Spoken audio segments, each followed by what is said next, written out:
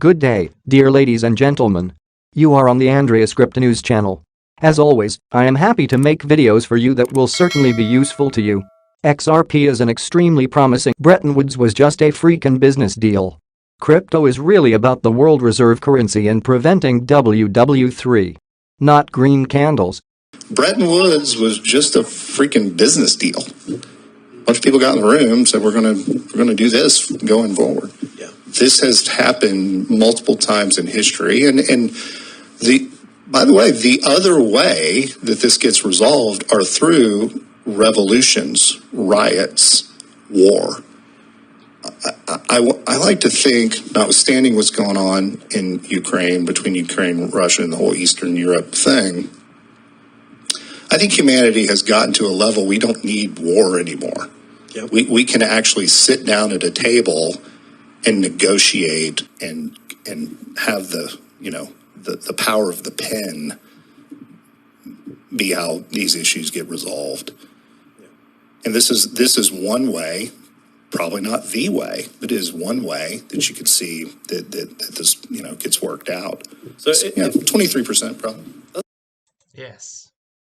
Finance businesses today in a few different ways. And I think one of the challenges for the industry has been to focus on solving real problems for real customers. And Ripple, obviously, from its earliest days, focused on the problem around cross-border payments. That's a point of a lot of friction as measured by speed and cost. And by focusing there, we've been able to have a big impact on that, relatively small piece. But I think over the next years, you're going to see many financial transactions where a middleman sits, a middle transaction, an intermediary. Those will get removed, and we'll use blockchain and other digital asset type technologies to remove that friction. And I think all of society will benefit from improving the efficiency of those systems. I think you'll see that certainly you've seen CBDCs and other new forms of digital money, goodbye privacy and anonymity. Use of physical cash is declining. We are witnessing a growing appetite for digital alternatives, driven not only by private sector innovation, but also by an increasing recognition from central banks and governments of the role to be played by public digital money, namely central bank digital currencies, or CBDCs, in the economy of the future. As both public and private sector research and explorations continue to delve into the design principles and attributes of these new forms of digital money, there is one topic that repeatedly raises its head as a core discussion point and, for many, an essential feature: privacy. Unlike cash, digital payments are inherently capable of generating an audit trail of transactions and spending behavior. The potential for personal information connected to this activity to be made available beyond its intended use leads to significant privacy concerns. Individual users may often prefer to keep their data, not only their personal data, but also potentially sensitive or revealing spending information, anonymous. They may also have concerns around commercial data sharing and monetization of data, and the potential discrimination and unfair business practices that can occur as a result.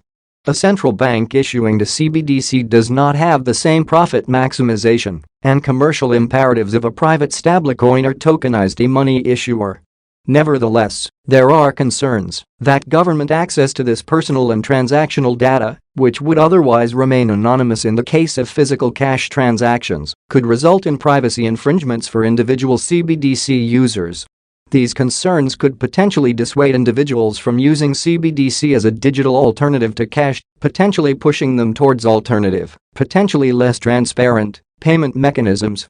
It must be acknowledged that, from a government's perspective, part of the value in implementing a CBDC lies in the ability to better manage and use data about transactions and users for more effective policy delivery.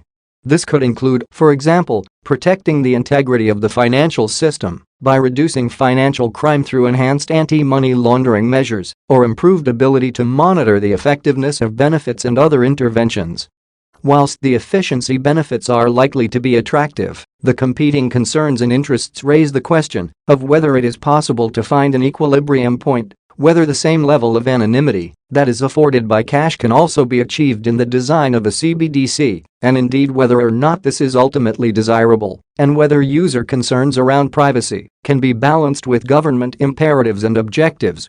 We should also recognize that increased access to data and the associated perceived decrease in privacy is by no means the sole driver of explorations into a CBDC or other new forms of digital money. The introduction of a digital currency, if well designed, has the potential to promote innovation, enhanced efficiencies, and greater financial inclusion. It can also underpin a more resilient and competitive payment landscape. All of these can support the central bank in fulfilling its objectives to maintain monetary and financial stability as well as supporting the UK in its transition to a digital economy. This again reinforces the point that there needs to be a balance between responding to privacy concerns without detriment to the innovative features that digital money can deliver. Ripple CEO is optimistic the crypto firm will get ruling on XRP lawsuit soon, slams embarrassing SEC. The head of cryptocurrency and blockchain company Ripple, Brad Garlinghouse, says he is hopeful a resolution will be reached in its spat with the U.S. Securities and Exchange Commission within the first half of 2023. Judges take however long the judges will take, Garlinghouse, who is a defendant in the legal drama, said in an interview with CNBC's Squawk Box Europe Wednesday at the World Economic Forum in Davos, Switzerland. We are optimistic that this will certainly be resolved in 2023 and maybe in the first half. So we'll see how it plays out from here. But I feel very good about where we are relative to the law and the facts. The U.S. Securities and Exchange Commission initiated a lawsuit against Ripple in 2020, alleging that the company and its executives illegally sold XRP, a cryptocurrency created in 2012, to investors without first registering it as a security. Ripple disputes the claim, saying that the token should not be considered an investment contract and is used in its business to facilitate cross-border transactions between banks and other financial institutions. In December, Ripple and the SEC submitted their final round of briefs seeking a summary judgment to the case, respectively accusing each other of stretching the law. The judge could make a ruling in favor of either side, avoiding a trial, or put the matter before a jury. Garlinghouse said that he expects a ruling to arrive sometime in the coming single-digit months, potentially as soon as June. He added that he doesn't expect the company will settle the case, although he remains open to the prospect. We have always said that we would love to settle, but it requires one very important thing, and that is that, on a go-forward basis, it's clear that XRP is not a security, Garlinghouse said. The SEC and Gary Gensler has very outwardly said he views almost all crypto as a security. And so that leaves very little space in the Venn diagram for settlement. At a September event organized by the Practicing Law Institute, Gensler said that the vast majority of cryptocurrency tokens are securities. He subsequently hinted that Ether may also qualify as a security.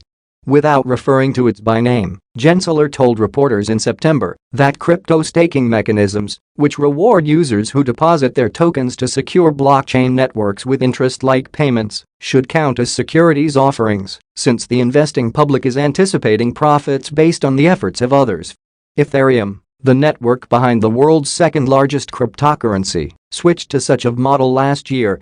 The only cryptocurrency that the agency has made clear it doesn't view as a security is Bitcoin. Gensler previously stated that the world's biggest cryptocurrency has no group of individuals in the middle, meaning investors aren't betting on an intermediary. XRP's weekly close may be a bullish sign for the crypto. XRP's price has increased 0.34% in the last 24 hours, erasing its negative weekly performance. A Gaussian channel has been identified on XRP's weekly chart. A close within this channel is considered to be bullish for the remittance token.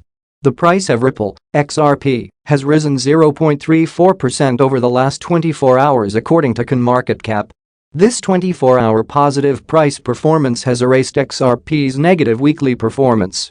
At press time, XRP is changing hands at $0.4109. The Twitter trader, Egrag Crypto, shared a snapshot of XRP's weekly chart and a Gaussian channel currently present on XRP's chart. In a tweet this morning, the Twitter user stated that XRP's weekly candle close will be important to watch as it may be the first weekly candle with a full body close inside the Gaussian channel since May 2022. According to the Twitter user, a close within this channel will be bullish for the remittance token.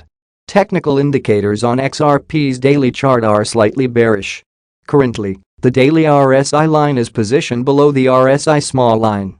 The slope of the RSI line is also slightly negative and pointed towards oversold territory. There is some bullish momentum present on XRP's daily chart as indicated by the 9 EMA being positioned above the 20-day EMA line. This momentum may be dwindling, however, as the margin between the two EMA lines is gradually shrinking. There is currently more buy volume than sell volume today. This suggests that bulls are fighting to close the week off within the Gaussian channel shared by the Twitter user. Investors and traders need to keep an eye on the 9-day EMA line throughout today. Should XRP's price break below this level before the end of today's trading session, then XRP will not close the week off positively.